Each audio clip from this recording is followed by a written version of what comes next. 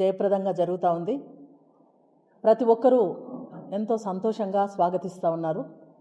మా ఓటును మేము కాపాడే విధంగా చేస్తున్న కాంగ్రెస్ పార్టీకి ధన్యవాదాలు తెలుపుతూ ఉన్నారు. ప్రతి ఒక్కరూ గతంలో ఈ రకంగా జరగడం వల్లనేనా అనే ఒక క్వశ్చన్ అనేది ప్రజల్లో ఏర్పడడం జరుగుతోంది.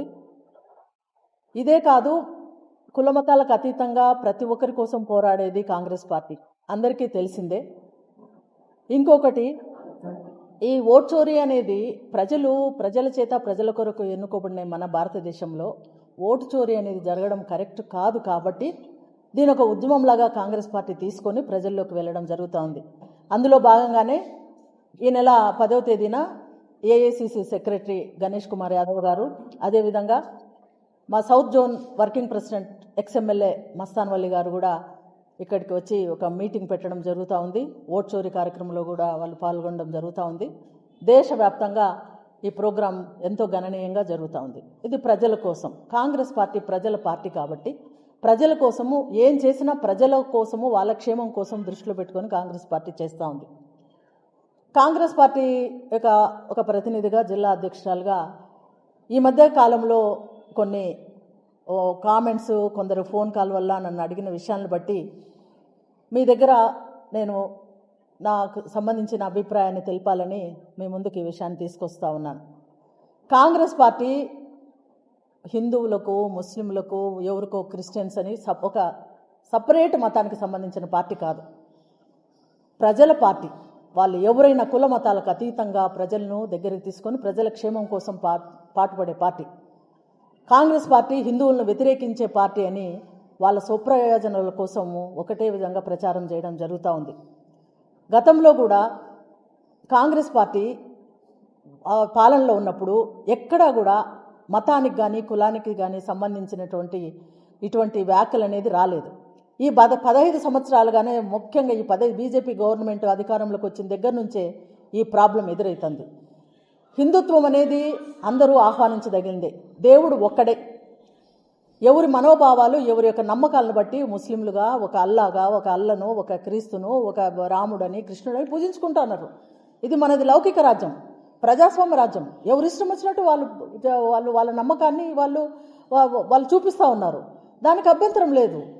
కానీ ఇప్పుడు నిన్నటికి నిన్న మన ముఖ్యమంత్రి చంద్రబాబు నాయుడు గారు 5,000 గుళ్ళు కట్టిస్తాము దళితవాడల్లో అనే దానికి మా రాష్ట్ర అధ్యక్షురాలు షర్మిలారెడ్డి గారు మాట్లాడిన దాన్ని వక్రీకరించి కాంగ్రెస్ పార్టీ హిందువుల పార్టీ, షర్మిల మా హిందువుల వ్యతిరేకి అని ఆ రకంగా మాట్లాడడం కరెక్ట్ అయింది కాదు.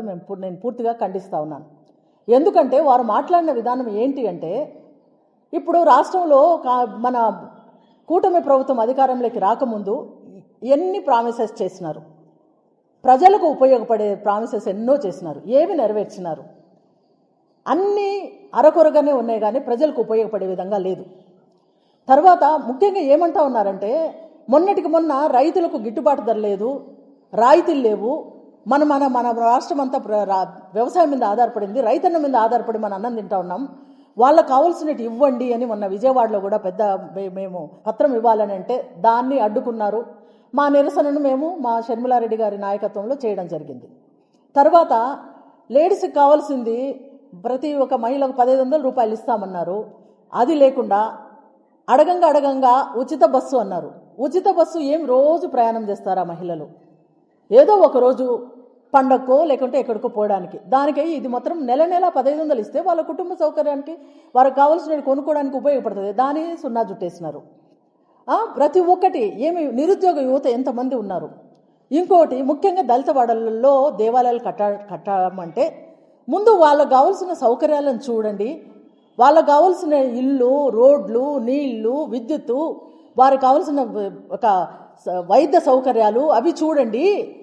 దేవాలయాలు అడగడం లేదు అనే ఉద్దేశంతో మాట్లాడితే దాన్ని వక్రీకరించి ఏదేదో మతాన్ని తీసుకొచ్చి క్రిస్టియన్ వాళ్ళు ఇది ఫండ్స్ అంటారు, అది అంటారు. ఎవరైనా ఏ మతం సంబంధించినైనా బలవంతంగా ఎవరు డబ్బులు ఇవ్వరు. ఇప్పుడు తిరుమలలో కానీ, విజయవాడలో కానీ, టెంపుల్ కనకదుర్గమ్మ కానీ మొత్తం అందరు నిలువు దోపిడీలుగా జనాలు వచ్చి డబ్బులు ఇస్తూ ఉన్నారు, అన్ని ఇస్తున్నారు. ఎవరు బలవంతం మీద ఇస్తున్నారు? వారి ఇష్టము, వారి ఇష్టదేమో వారికి చేసిన మేలును బట్టి వాళ్ళు ఇస్తూ ఉన్నారు. అదేవిధంగా ఇక్కడ కూడా ఈ మతంలో కూడా దేవుని మీద నమ్మకంతో ఇస్తూ ఉన్నారు. ఎవరి దగ్గర ఎవరు దున్నుకోరు. కానీ దానిని ప్రజాక్షేమం కోసం వాడండి. దేవాలయాలే నేను కాదు, దేవాలయాలు కట్టి పూజ చేసుకునే అంతవరకు కాదు, వాళ్ళ క్షేమం కోసం వాడండి. తిరుమలలో వచ్చిన ఇది డబ్బులు మీరు వాడండి ప్రజల కోసము, వైద్య సౌకర్యాల కోసం చూడండి, సరైన పాలన ఉండేట్టు చూడండి. ఇప్పుడు ఉన్న హాస్పిటల్లో సక్రమంగా సిబ్బందిని ఏర్పాటు చేయండి, వాటిని చూడండి, అవన్నీ చూడండి. అదే ఉద్దేశంతో ఆ ఫండ్స్ ఇట్లా పెట్టండి అంటే దానికి ఎన్నో రకాలుగా మాట్లాడడం అదే కరెక్ట్ అయింది కాదు.